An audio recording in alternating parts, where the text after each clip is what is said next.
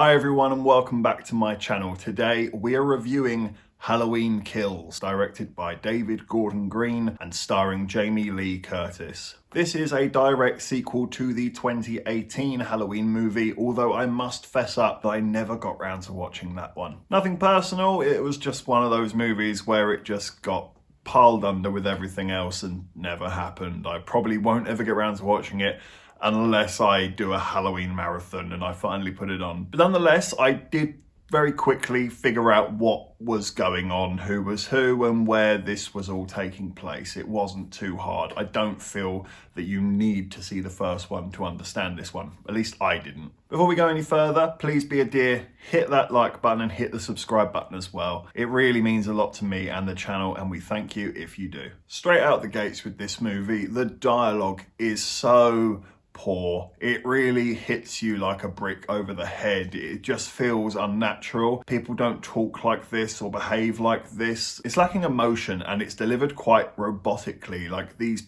people just do not feel real at all.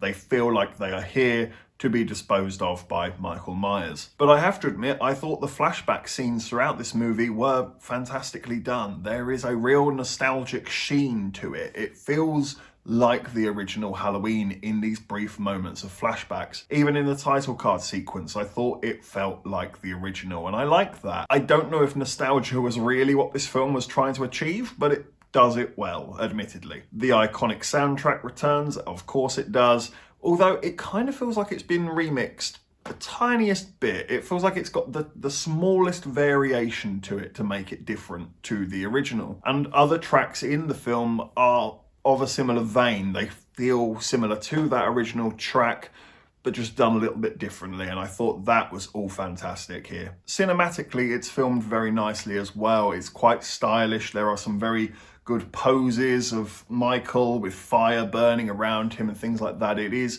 a very good looking movie, but it really does just come back around to that heavy-handed dialogue, just not really offering anything here. There really isn't much of a plot. This film feels like a stopgap between the first one and what very clearly is going to be some sort of showdown in the next one. This one really doesn't have any reason to exist, if I'm being honest. And those who know the Halloween franchise will almost guess the words coming out of my mouth next. Michael is invincible here. He just removes any and all tension when he is so overpowered to anyone or anything else in this entire movie. It just makes you question, why bother then? It's like, well, I know what the outcome's going to be, because it's going to be him alive at the end, and therefore he's won then, surely, because you've done nothing but establish to me that this guy can't die. And in your awful dialogue, all you've done to establish me is that he needs to die and he is evil within and everything. Oh, he's so awful and he must die. Evil dies tonight. It's so schlocky. It's clunky. It's heavy. It's unnecessary.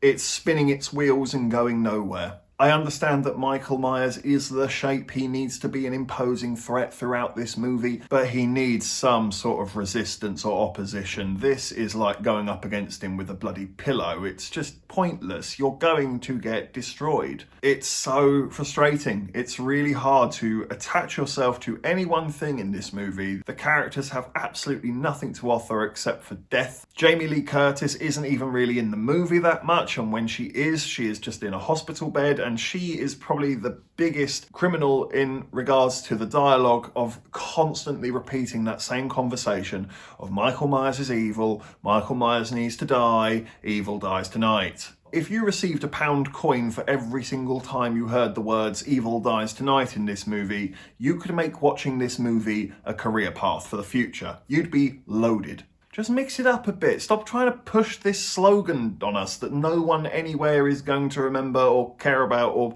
put a fucking bumper sticker out of it, which is my impression as to what you were trying to do with that slogan of evil dies tonight. Just let it go. It's not good. This isn't really a spoiler. I'm just going to recite a genuine line-for-line read of this movie from two characters, just to give you a taste of what to expect here in regards to character depth and personality. One man picks up a cheese knife and says, I have this knife. His partner picks up another knife and says, I have this knife. Yes, you both have knives. Well done. Good luck. But coming back around on a positive note, I have to quite sadistically admit, I did enjoy the deaths in this movie. They are brutal deaths. Some of them are actually like too much. Do you know what I mean? Like, it's like, Jesus Christ, stop smashing his fucking head in. We get it. He's dead. Like, it genuinely is that level of brutality. Like, it keeps going and you're like, oh my God. I actually strangely like that. I don't know if that says something about me as a person, but I did enjoy it. I like that they did push that boundary and, I don't know, kind of upset you in a way, I suppose. Because some of the deaths really did feel kind of uncalled for. I don't mean to sound like a softie here, but I did. Sometimes people were killed and I was like, what did they do? They didn't do anything. Fuck you, Michael. I think they want you to have that feeling so that you can hate Michael, so that you can resonate with the town folk who are putting up a fight against him. I think that's kind of clever. I don't know if it's executed fantastically, but I felt it, I recognised it, and I did enjoy the brutality of it. I'm going to give Halloween Kills a 5 out of 10. When this movie ended, I genuinely asked myself, what did you like about it, as I normally do?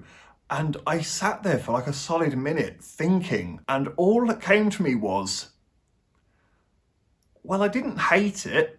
Seriously, that's all that came to me. Every time I asked myself a question, did it bore you? I was saying, yeah, it did at times. Was it stupid? Yeah, it was a lot. It just consistently seemed to fail and fail and fail with every test I put it to in my own mind, but I didn't hate it. I probably would watch it again.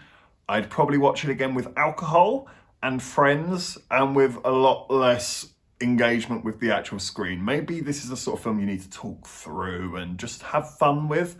I think if you go in with that mindset, you're going to love this movie. If you are just here for brutal violence, uncalled for murders, blood and guts everywhere, yeah, get yourself a ticket now because you will love this movie. If you're more of a fan of the original and you like the character depth of Laurie Strode and Michael Myers and Dr. Loomis and things like that, there are going to be nuggets of enjoyment here for you, but ultimately I think you will leave disappointed because there just really isn't a story to be told here. Thank you for watching this review. Please be sure to leave a like, hit the subscribe button, and leave a comment as well. Have you seen Halloween Kills? What did you think of it? Are you a fan of the original, or do you prefer it when this franchise is a little bit more silly and cheesier with it? Let me know in the comment section below.